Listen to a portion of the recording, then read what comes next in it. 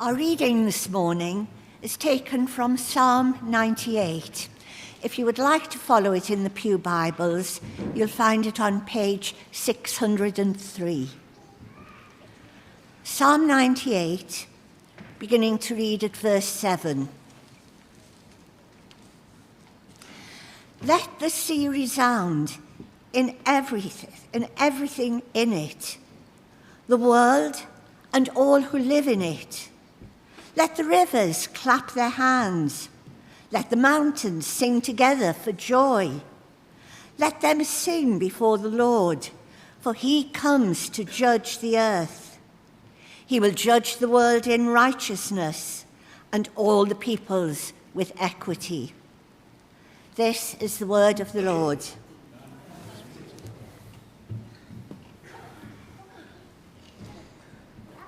Cool. So my name's Luke. I know many of you here, many of you I don't know.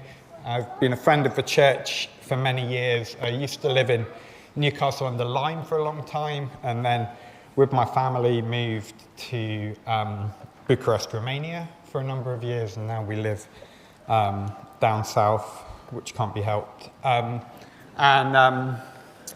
work for a non-profit organisation and I write books. So far I've written 5 non-fiction books and I'm working on my first novel at the moment. What I wanted to do this morning is share with you some stories, some ideas that have been interesting and helpful to me, especially I thought might be helpful to you as we come towards the end of the year. I don't know what your year has been like this year. If the storms that are outside are reflective of anything that's been going on in your life, if you've had a stormy year. What I'm going to do is share with you these thoughts, ideas, stories, and pause every so often and give you a question to think about for a minute. And the first question I wanted to ask you is, what this year has been new or strange or difficult for you this year? This year for me has had its weird and its difficult parts. It's not the weirdest year I've ever had. The weirdest year, and you might share this with me, was 2020. And I don't know where you were in 2020 when you realised things were first going to get weird. But for me, it was March 2020, that glorious month. And I was speaking, part of what I do in my job is I speak on events on university campuses. And I was at an event in Transylvania, which is a region of Romania, and it's exactly where you want to be when a plague starts. It may have been started by somebody eating a bat. And I'm in Transylvania speaking at this event, and at the end, a student comes up and talks to me. And quite often when I have a chat with somebody, I say, hey, we can talk more about this. Why don't we grab coffee tomorrow? So we exchange numbers. The next day, I'm on my way to go and have coffee with this guy, and I get a WhatsApp from him. And basically, the WhatsApp says, I've decided not to meet with you. I'm worried I might get infected. And literally, the first time in my entire life that anyone messaged me to say, I'm concerned you might have the plague and I need to be as far away from you as possible. Well, it got weirder from there. Here we are, this works. So I went back to Bucharest, which is capital city, so it's where I lived at the time. Normally it's teeming with people, but I go out and the streets are empty. This is me here, going to the shops to get food. Did anybody dress up like that during the pandemic? You know, like you're in a zombie movie, basically, and you're darting through the empty streets, and I was literally watching a zombie movie this week, the one they've got on Amazon Prime, the Spanish one at the moment. And I was literally like, that was me in the pandemic, as the guy roams around the empty stores looking for whatever toilet paper they could find there. And it's really strange period. My kids were doing school online. Most of my work was cancelled. We'd been planning that summer to go and spend the summer with my parents and with my grandparents. But flights were cancelled. You couldn't go anywhere. So we're stuck far away from Britain. And during that period, both of my living grandparents died. Wasn't able to be with them to say goodbye. This is my parents, my dad and my mum with my son. My dad is a lifelong sports teacher, still working as an athletics coach. He unexpectedly got a brain tumour and died within a few weeks. And I had to get special permission from the Home Office to be able to fly back to this country, to be able to spend the last few days with him. And so 2020 for me wasn't just weird, it was a time in which so many things in my life became broken, really. After the pandemic, I could never come home. It was would have been my dad's birthday yesterday. Never come home and see my dad again. Never come back and see my grandparents again. Really difficult year, not just a weird year. Well, things seem to be getting back to normal. 2021, they kind of lift all the restrictions, and we moved back to Britain. And then tanks rolled into the country next door to Romania. And all of a sudden, I'm Googling, how do you survive a nuclear war? And I know far more about anti-tank missiles than I ever thought I'd know. And I got involved in helping people set up refugee centres in that part of the world. And most places I speak now, at the moment, whether it's churches or universities or anything else, there's people there in the audience who are in this country because there was a war, or there was a conflict, or there was an oppressive government back home. And that might be you as well. So, if this clicker works, here we are. Just a question to think about for a minute. How's this year been for you? What this year has been strange for you? What has been new for you? What's been challenging for you?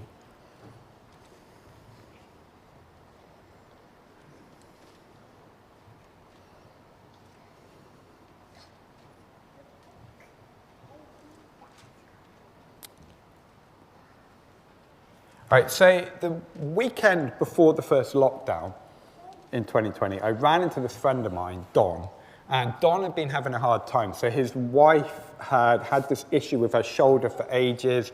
She'd had a couple of surgeries which hadn't solved the problem, and they're wrestling with different things in their life. And as I was talking to Don, he just made this casual comment to me, which has stuck in my head ever since. And this is what Don said to me as we were having that conversation. He said, what I find myself having to resist is the myth of normality. It's so hard to shake the idea that there is a steady, calm norm, and that all I have to do is wait for things to return to that. It struck me, I think it stuck with me, because I don't know about you, I buy into the myth of normality.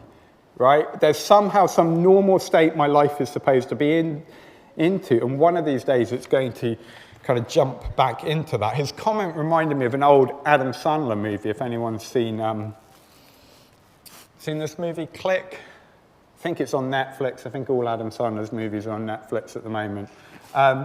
In this movie, Adam Sandler's character is an architect who is given a magical remote control. But this guy, Morty, played by Christopher Walken, you know, he has that strange voice. My name is Chris, I can't even do it. But I read an interview with Christopher Walken where he said that he practices his voice using a metronome. That's how he has that weird voice, because he exactly tries to line up the timing of it. Anyway, his character gives him a magical remote control, and this remote control will allow him to pause moments in his life, if he needs to think, or fast forward over moments in his life if he wants to jump over them. So he begins by skipping over things like a boring day at work or an argument with his wife, and then he begins skipping over more. So he jumps years to get that promotion that he's been waiting for at work. And then his kids are teenagers and they're difficult, so he skips over that. Long story short, not to spoil the movie for you, but you probably guessed it anyway, he ends up skipping over the entire movie. And at the end, he's skipping through his entire life. And at the end, he's dying in a hospital bed. And Morty, who's Christopher Walken's character, comes to him and he says this as Adam Sandler's character is dying, having fast forwarded over his life. He said, "You were fast forwarding through your life long before you ever met me." Like, ouch, shut up, Christopher Walken, you don't know me. It's kind of like, what are you talking about? But it's true. I think so many of us are so locked into the myth of normality that we do something similar ourselves. We spend our time fast forwarding through life. Henry Nouwen is an author I really like, and if you're Dutch, I'm sorry, because I probably just mangled his name. But he tells a story of being walking across the campus of what I would pronounce Notre Dame University, but what Americans would say is Notre Dame University in the United States. And he's walking across campus with this beautiful campus with this old white-haired university professor who's reflecting on his life. And now one says that at one point when they're on campus, the professor pauses and he looks out and he says this. He says, "You know, my whole life I've been complaining that my work was constantly interrupted until I discovered that my interruptions were my work." This is another quote that's just stuck with me. My whole life I've been complaining that my work was constantly interrupted until I discovered that my interruptions were my work. What is so interesting about this perspective is the question of what if the weird and difficult times of our life and the unexpected moments in our lives aren't a distraction from from normality, but what if those periods, what if those moments and things are actually an opportunity rather than a distraction?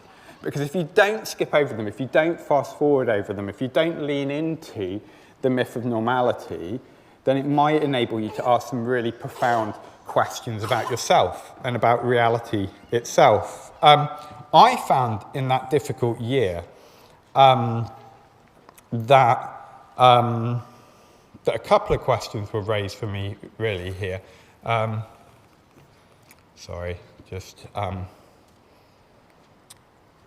we are. One of the questions, big questions that it raised for me, and it's going to sound strange, and then I'll explain to you what I mean. One of the big questions that difficult year raised for me was the question of fragility and beauty. Okay, fragility and beauty. Let me explain what I mean by that. A couple of months into the pandemic, we heard my grandmother was soon going to die. And my kids, like me, they love my grandmother, and they all come into my office. I have an office in my house. And they come in and they're crying, and they're sad, and I start crying too. And as we're sort of crying together and talking together, we start talking about why is this a sad moment? Like, why are we sad right now, guys? And it's sad because we love Granny. Okay, she's a beautiful, wonderful, warm and loving person. Our pain comes because this beautiful person might be taken from us. And I was writing a book at the time, and when my kids left my office, I opened my laptop and I wrote these words. If we were surrounded only by ugliness, then we would experience little distress at its passing. But instead, we find ourselves sitting among wonders, fragile, breakable things certainly, but nevertheless, dazzling and wonderful. And I think in difficult times, with the difficulties in our life, we can think that the problem is that everything is dark. But the problem isn't that everything is dark. The problem is that we have suddenly got a sense of how fragile all those beautiful things are in our life. People are breakable and they can die. When, like in 2020, I couldn't go for coffee with a friend or wondered whether the toilet paper supply chain would break down, it's because a simple and beautiful experience has been taken away from us. We might describe it like this. Pain and difficulties highlight the reality of beauty when we realize that things are threatened, and also the fragility of all the beautiful people and things in our lives. And this is one of the big questions that was thrown up for me this year. And it might be, even if you haven't managed to pinpoint it, it might be a question that you are wrestling with. How do we live when everything around us and everyone around us is fragile and breakable? I want to explore more about that question in a moment. It's another question for you to reflect on for just a minute. What beautiful things or people in your life have felt fragile or threatened this year or in recent years? Are there things that come to mind for you there?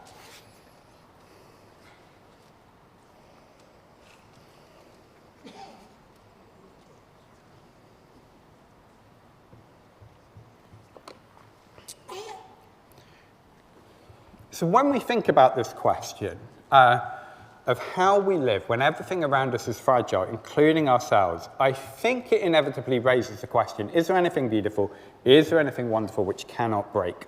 Or do we just center our lives around fragile, breakable things until they all break and we do too? I'd kind of summarize this question as, Pain and difficulties highlight the reality of beauty and also the fragility of all the beautiful people and things in our lives. And they raise the question whether there is anything beautiful and not also fragile. One of my favourite authors is C.S. Lewis, who wrote the Chronicles of Narnia. And he has this great essay. This sounds really unpromising, but it is interesting. He has a great essay called Meditations in a Tool Shed, which doesn't sound promising, but it's great. He describes being in a dark wooden shed in his garden, and there's a hole in the roof. And through the hole in the roof comes this beam of light. And in that beam of light, he can see all these little dust particles dancing, right? You've all seen that sort of thing where there's a shaft of light and you see the dust dancing in it. Lewis says he did two things. First of all, he looks at this beam of light and he looks at the dust particles dancing in it. And then he says he looked at the beam. Then he says he moved. And as he moved, the beam of light fell onto his eye. And instead of looking at the beam, he was looking along the beam. He said he looked up and he saw beyond that the hole in the roof, the green leaves of the trees, the blue sky, and beyond that the sun, which obviously he didn't stare at. Don't stare at the sun, children. You shouldn't look at it. But where the light came from. But Lewis makes this comment. He said in the essay, he says, looking along the beam and looking at the beam are very different experiences. And what Lewis is saying is when we have difficult experiences and hard times, we have two options, right? When we realize everything is fragile, there's two options. We can either say to ourselves, what a lot of wonderful, beautiful things there are in the world. I will appreciate them more. I will enjoy them more. I will never take them for granted. I will get a tattoo that says Carpe Diem, and I will seize the day.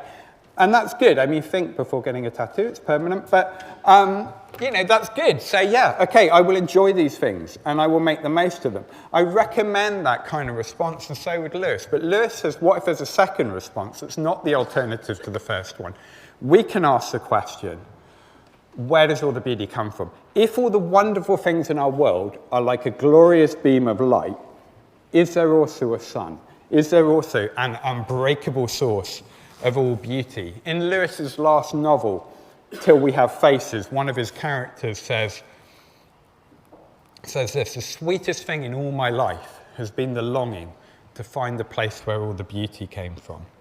That search for something wonderful which cannot be broken.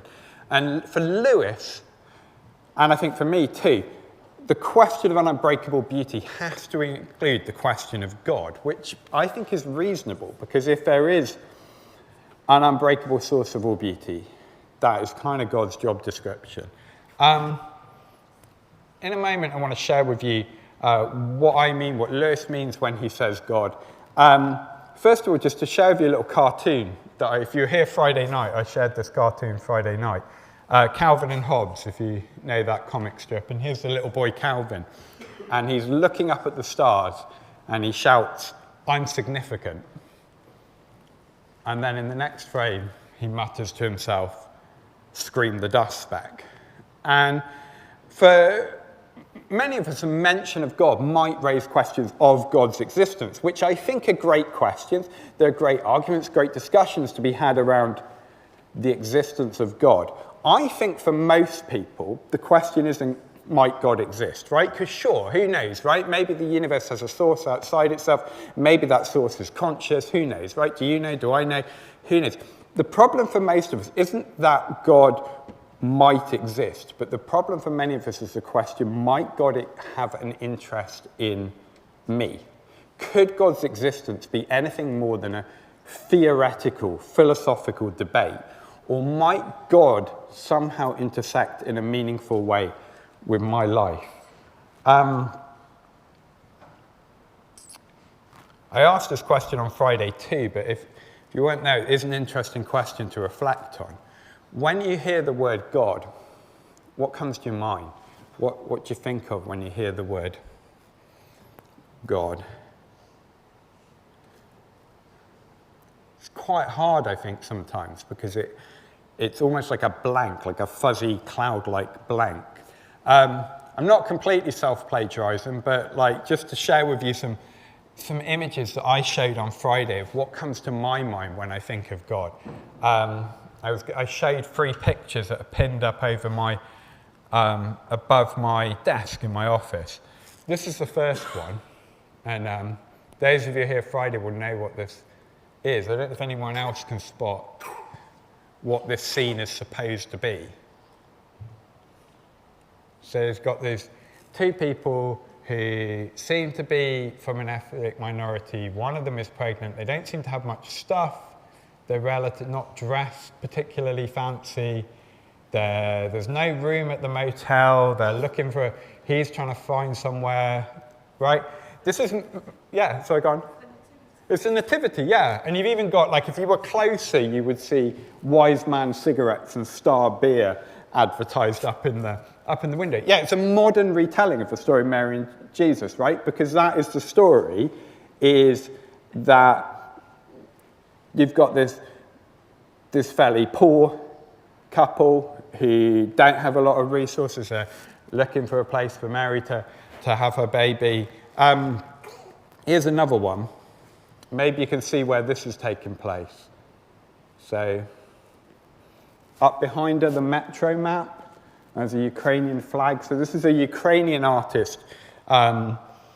Created this in the early days of after the Russian invasion of Ukraine. And people were hiding in the metro from the bombs above. And here is this picture that pictures Mary, a kind of modern rendering of Mary and Jesus. Because that was the story of Mary and Jesus, actually. There was political oppression, there was a massacre that Jesus and his family had to escape from. If you read the original stories, they were very much in that oppressive military situation. You don't get any prizes for guessing what this one is about, because this is also Jesus. You now know that's the answer to all the pictures.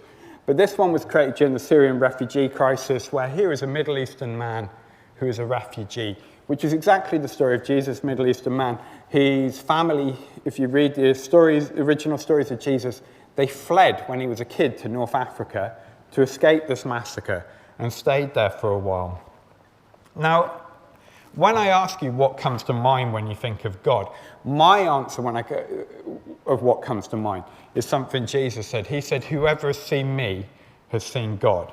He was basically saying, if you want to know what God is like, look at me, and I am showing you God. Or one songwriter said, Jesus gave God a face and he gave God a name, which I think is a huge and a bold claim.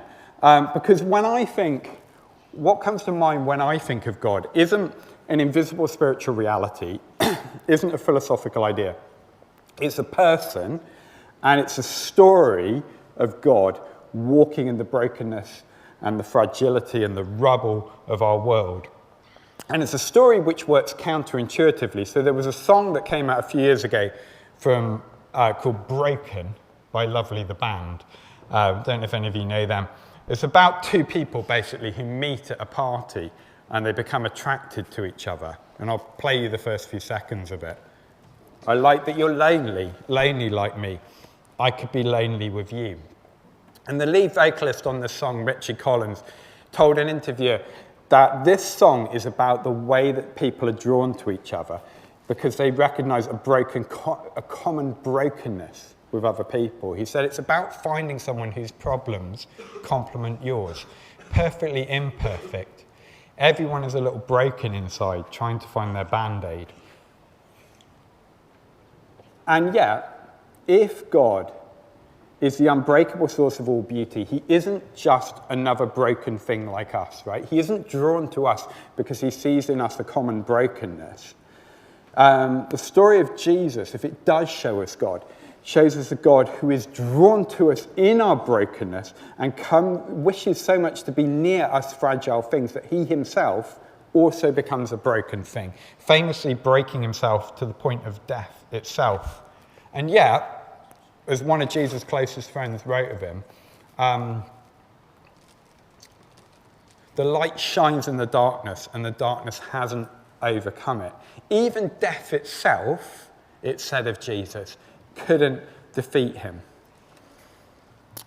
Now, I mentioned to you earlier that my dad was unexpectedly diagnosed with a brain tumour during the pandemic.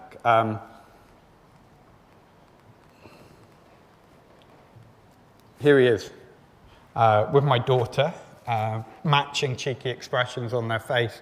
I spent the last 10 days of his life with him. As we spent those last 10 days together, there were two things that I said to my dad over and over as I sat beside his bed. The first thing was this: God is with us. Because if God is like Jesus, then he is with us. The second thing I said to my dad over and over was, there is hope. Because if God is like Jesus, and not even death itself can destroy our hope, because death couldn't destroy Jesus either, and in him we find this unbreakable beauty. Both of those statements, not wishful thinking on my part, but based on my understanding that Jesus has shown us God, and therefore, if God is like Jesus, God is with us, and there is hope. Just want to ask you this question before offering some final thoughts. Have you ever thought of God being like Jesus? And have you ever thought of the implication, what if he was like Jesus, right? What if he was somebody who is with us and gives us hope and enters into the reality of the mess? How would that affect your view of God and yourself in your difficult times?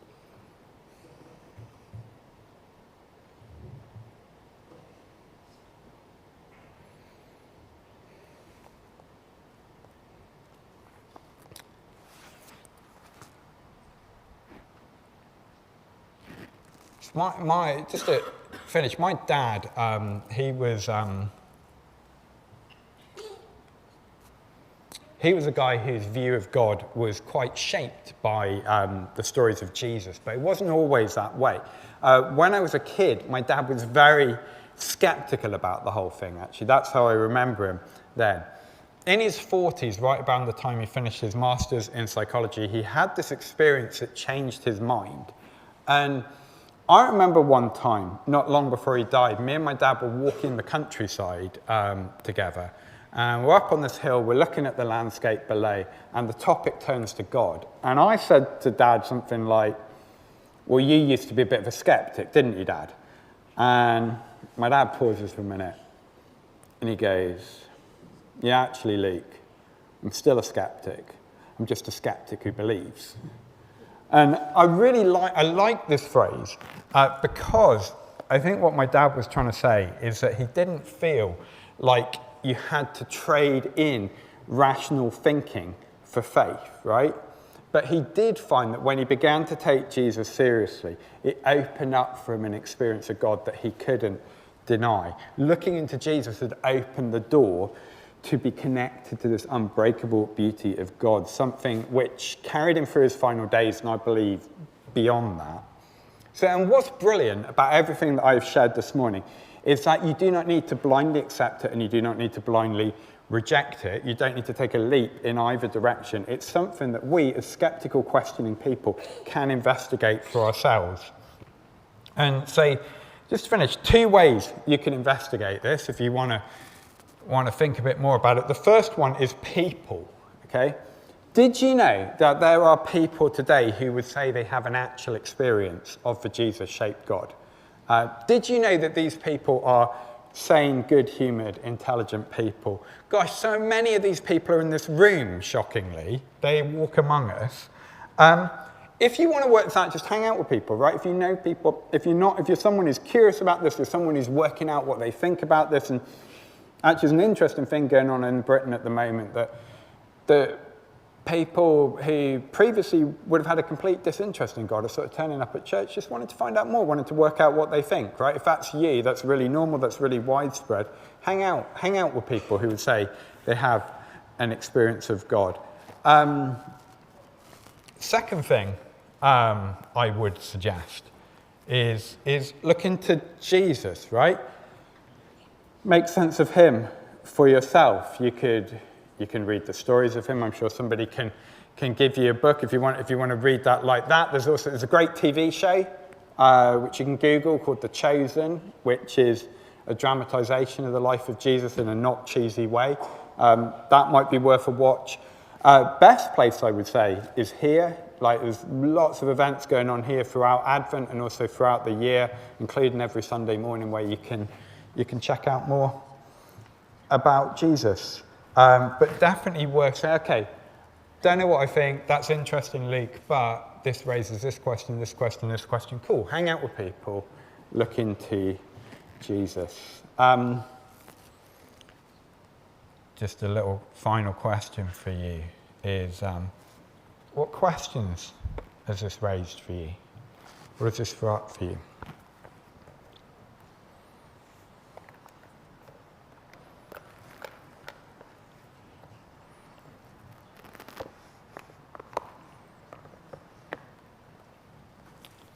I think when something throws up questions, there's a couple of things we can do with those questions. We can go, that throws up this question, and we can go, ooh, that throws up a question. I think I need to find out more about that. I quite like the second option anyway, but thank you.